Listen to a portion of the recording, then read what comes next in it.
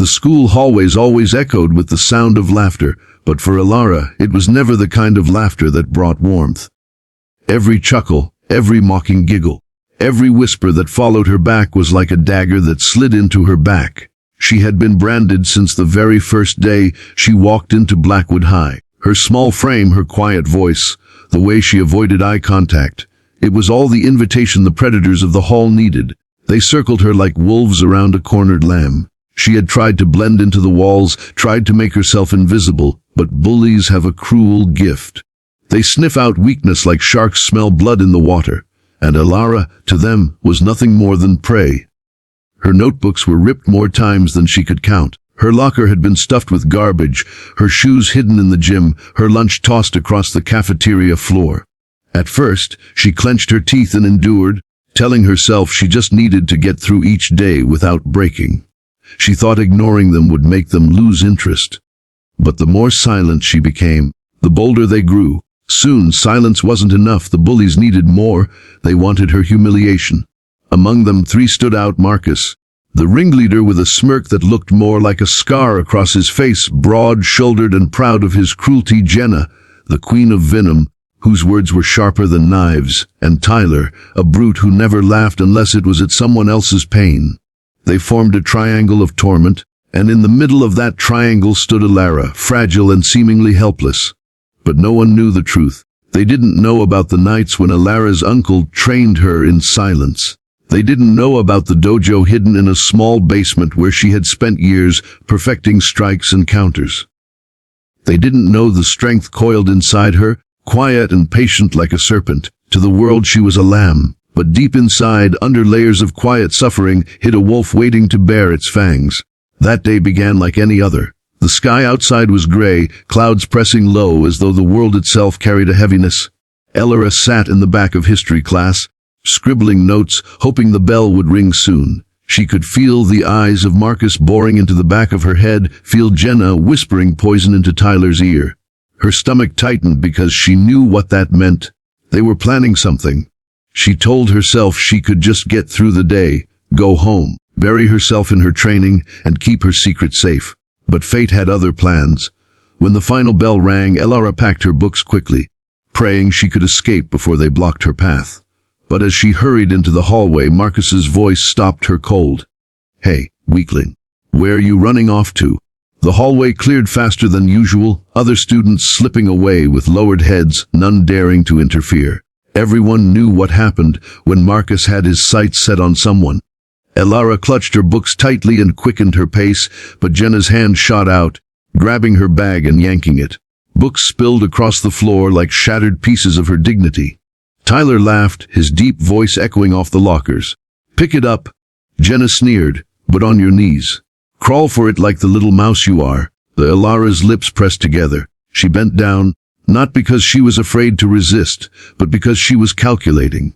Her heart beat steady, not with fear, but with the rhythm her uncle had taught her: breathe, focus, wait. She stacked her books calmly, though Marcus's heavy shoe slammed down on one, crushing the spine. "Oops," he said, his voice dripping mockery. "Wes, it's broken, just like you." The laughter that followed was cold, cruel. And then Jenna leaned in close, her eyes glittering with malice. "We're not done with you. Come on, boys." Before Alara could move, Tyler and Marcus each grabbed one of her arms. Their grip was like iron, but she didn't resist, not yet. She let them drag her down the hall, through the back corridor where fewer teachers patrolled. The sound of her shoes scraping against the floor echoed, her heart still steady, her breath calm. They thought she was powerless. That was their mistake. They shoved her through the door of the storage room, the musty air thick with the smell of dust and old cleaning supplies. The dim light flickered overhead. Tyler locked the door with a grin. "Now," Marcus said, stepping forward, "let's teach our little mouse what happens when she thinks she can walk these halls without showing us respect." Alara stood there, her books clutched against her chest, her face tilted downward. The role of the weak girl, it had become her mask, her shield. Marcus moved closer, cracking his knuckles. Jenna leaned against a shelf, smirking. Tyler loomed by the door, arms crossed, blocking escape. But inside, Alara's mask was crumbling. The quiet voice of her uncle whispered in her memory, "The world will think you're fragile, Alara. Let them. When the time comes, They'll never see the storm until it's too late. Marcus reached for her hair, fingers curling like claws, ready to yank her head back. And that was when it happened. Elara moved. Her book bag dropped to the floor with a heavy thud, her hand snapping up faster than Marcus's eyes could follow. With a sharp twist of her wrist, she caught his hand mid-air, pulling him off balance. His smirk vanished into a gasp of shock as she twisted, sending pain lancing up his arm. In one fluid motion, she shifted her weight, her foot snapping out with precision. Her heel struck his knee with enough force to buckle it, sending him crashing to the ground. The room went silent.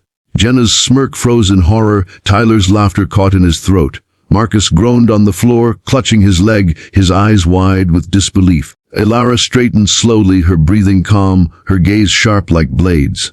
The mask of weakness had fallen, and for the first time they saw the truth. "You think I'm weak?" she said, her voice low but deadly steady. "You have no idea who you're dealing with." Tyler roared, lunging forward, his fist swinging toward her face. Elara sidestepped with graceful precision, her body moving like water. She caught his arm mid-swing, pulling him forward, and with a sharp pivot, slammed her elbow into his chest. The air burst from his lungs as he stumbled backward, his massive frame crashing into a shelf. Dust rained down, bottles clattering to the floor. Jenna's shrill scream pierced the air. She grabbed a broom, swinging wildly, desperation etched into her face. But Elara ducked, twisting the handle from Jenna's hands with a swift disarm. She snapped the wooden staff against her knee, the crack echoing like thunder in the small room. Half the staff spun in her hand, her stance deadly and unyielding. "You wanted me here," Elara said, her eyes blazing. "Now you'll remember this room for the rest of your lives." The three bullies were no longer hunters. They were prey. And the weak girl they had dragged in was about to become their nightmare.